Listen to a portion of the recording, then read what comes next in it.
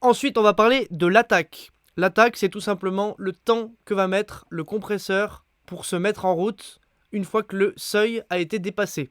Une attaque courte aura pour conséquence d'écrabouiller la transitoire et donc d'écraser l'attaque du son. Une attaque plus lente permettra justement de laisser passer l'attaque initiale et ensuite de compresser ce qui arrive, ce qui permettra de conserver beaucoup de punch dans le son. Voici mon kick avec une attaque très courte à 1 milliseconde. Et voici le même kick avec une attaque moyenne à 30 millisecondes.